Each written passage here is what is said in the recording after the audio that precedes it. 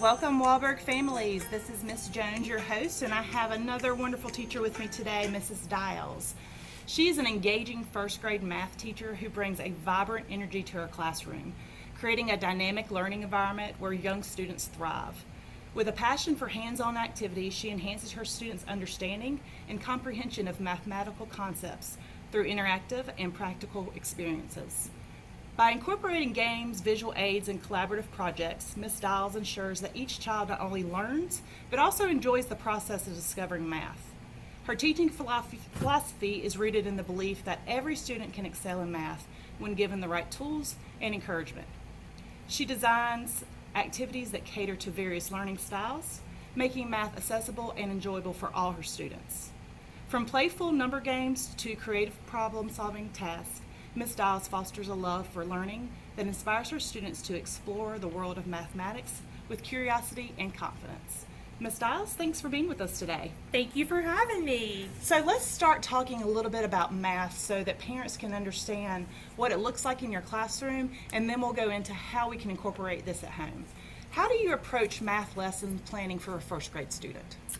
So we go off of the philosophy of I do, we do, you do. So the I do perspective would be the teacher is spending 5 to 10 minutes really teaching that skill that we want them to learn for the day. The we do part is an activity that we do together or they do with a partner to enhance that skill. And then the you do part would be that the student is showing us what they can do by themselves independently. After they finish that you do, we go into small groups and they complete a center that is based on previous skills to kind of keep those skills very forefront in their mind. And then we pull small groups to work on enhancing their learning or remediating where they're already having misconceptions to catch them early. All right.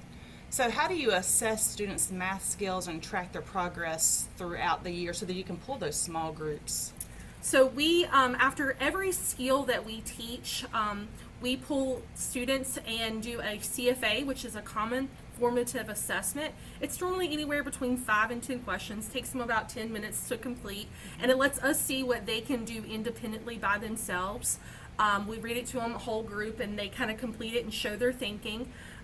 We do that typically every week or every other week, depending on how long it takes us to teach that skill that we want them to learn. Okay. We also do quarterly benchmarks. So right before report cards, we take all of the skills that they've learned in math and we put them into different types of problems for them to solve to show that they understand that thinking.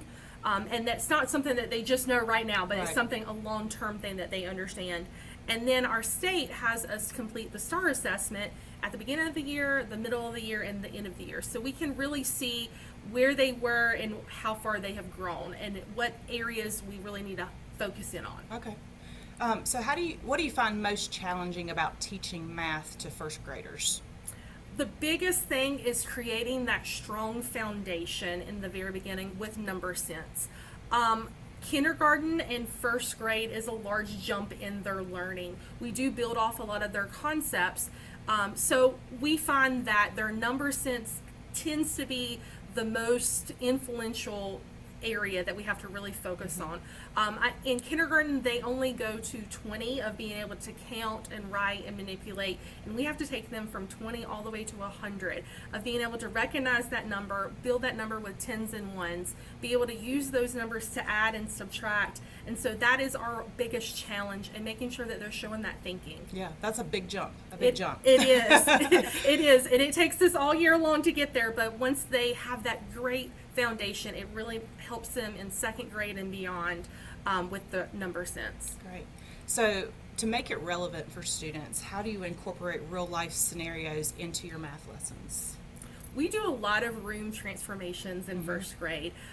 We try to design it where we spend an entire day of transforming our room for not only math, but for reading and kind of incorporate. For instance, we have done a bakery in the past, we've done a coffee shop, we have become a pizzeria, and even those years that we don't have snow, we do a no snow day, and we try to make it fun and relevant for the kids and use all of those math skills, because math is every day. Whether you believe it or not, it's everywhere you look, you can find some math. So we try to do a lot of room transformations to make it fun. Good. Yeah, and I've seen those. They are fun.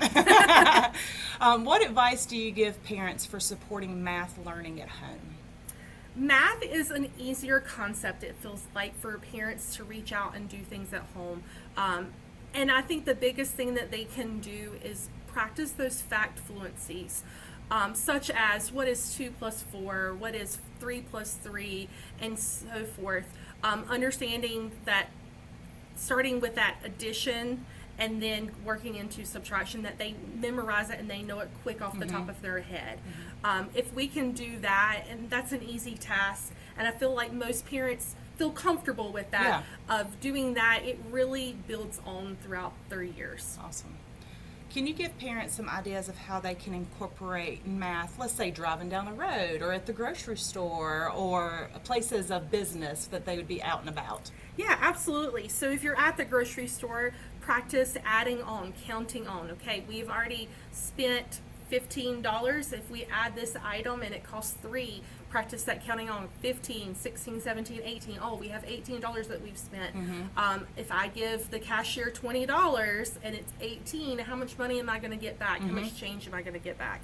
You can use it in the kitchen, especially if count out the items that you need. Measurement is really good for fractions and understanding. Also, when it comes to looking at the clock, what time is it? What time do you see? You know, having them practice that, and that means on an analog clock and a digital. I know a lot of us, we really use that digital clock with our cell phones and things like that, but being able to look at an analog clock and reading the hands, there's math everywhere that you look. Yeah. Well, Ms. Dials, thank you for taking some time with us today and bridging that gap between learning in the classroom and learning at home. And until next time, keep growing and exploring.